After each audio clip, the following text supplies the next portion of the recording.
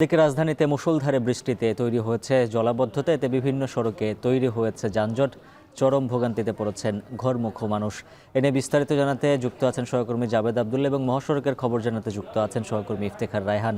শুরুতেই চলে যাচ্ছি জাবেদের কাছে। জাবেদ, জানাবেন জলাবদ্ধতা ঈদে ঘরমুখো মানুষের যাত্রীদের ভোগান্তি কতটা বেড়েছে?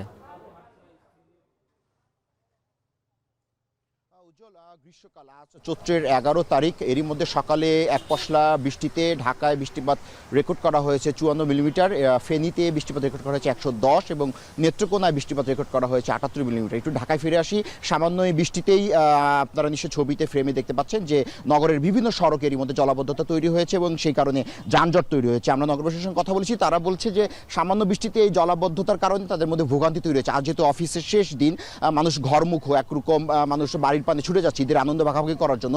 আমরা দেখেছি অনেককেই এই তীব্র যানজটের কারণে, অর্থাৎ নগর জুড়ে যে তীব্র যানজট, সেই যানজটের কারণে একরকম অনেকে গন্তব্যে পায়ে হেঁটেই রওনা হয়েছেন। এদিকে আবহাওয়া অফিস বলছে যে বৃষ্টিপাত আরও 2-1 দিন অব্যাহত থাকবে, কারণ আকাশে সঞ্চালনশীল মেঘমালা রয়েছে।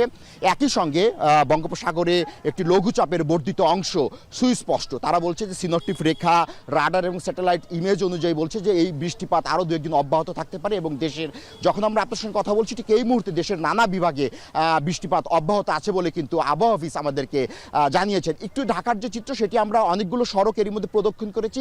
আমরা দেখছি যে তীব্র এই যানজটে মানুষ একরকম নাকাল অবস্থা। আমাদেরকে জানিয়েছে যে তারা এই মুহূর্তে অফিস, আদালত, ব্যাংক, বিমা, আর্থিক প্রতিষ্ঠান যেহেতু ছুটি হয়েছে, তারা এখন বাড়ির পানে ছুটে যাবেন। কিন্তু যানজটের কারণে মূলত বিভিন্ন যানবাহন সড়কে বিকল হয়ে যাওয়ার কারণে তারা নির্দিষ্ট গন্তব্যে রওনা হতে পারছেন না, নির্দিষ্ট গন্তব্যে পৌঁছাতে পারছেন। এরই সঙ্গে একটু বলি, এর সঙ্গে বাড়তি মরার উপর খাড়ার ঘা হয়ে দাঁড়িয়েছে রিক্সা, সিএনজি ভাড়া এবং বাস ভাড়া।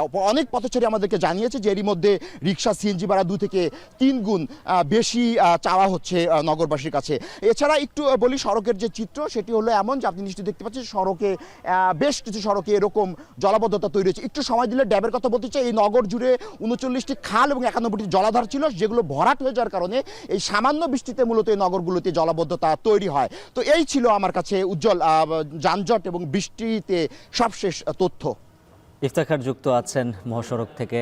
ইফতেখার, জানাবেন সড়কে এখন যানবাহনের চাপ কেমন দেখছেন, আর যানজট নিয়ে কোনো তথ্য রয়েছে কিনা?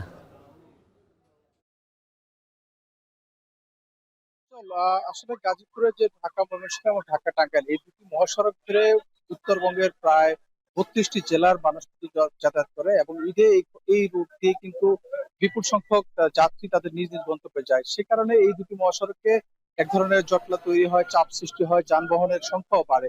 এবং আজকে সকাল থেকে আমরা দেখতে পেয়েছি যে এই দুটি মহাসড়কে যানবাহনের সংখ্যা এবং যাত্রীর চাপ ছিল, তবে দুপুরের দিকে কিছুটা কমে আসলো। এখন বিকেল হয়েছে, এখন কিন্তু মহাসড়কে যাত্রীদের উপচে পড়া আমরা ভিড় দেখছি।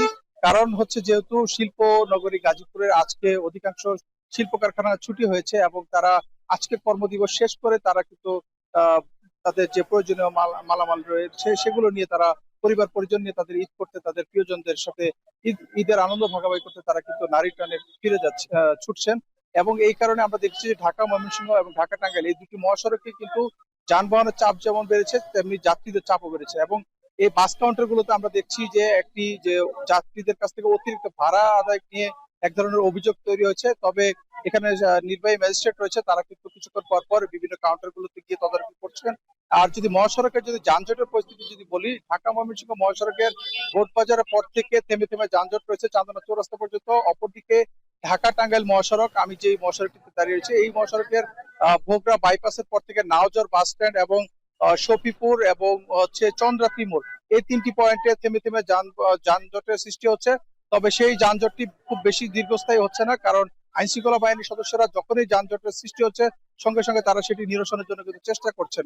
তবে এখন পর্যন্ত যে যানজটটি সৃষ্টি হচ্ছে এটি মূলত দুপুরের দিকে যে এক পশলা বৃষ্টি হয়েছে, সেই বৃষ্টির কারণে বিভিন্ন সড়কের পাশে কিন্তু জলাবদ্ধতা সৃষ্টি হচ্ছে, যে কারণে সেখানে যানবাহনের কিছুটা ধীরগতি রয়েছে। পাশাপাশি যত্রতত্র যে যানবাহনগুলো দাঁড় করিয়ে সড়কের মাঝে দাঁড় করিয়ে যাত্রী ওঠানামা করছে, সে কারণে কিন্তু কিছুটা জটলা তৈরি হচ্ছে। সামগ্রিকভাবে মিলিয়ে বলা যায় যে এখন পর্যন্ত স্বস্তিদায়ক যাত্রা চলছে, তবে সেটি কতক্ষণ স্বস্তি দেয় সেটি এখন দেখার বিষয়। তো এই ছিল আমার কাছে গাজীপুরের মহাসড়কে ঈদ যাত্রার সবশেষ তথ্য। উজ্জ্বল।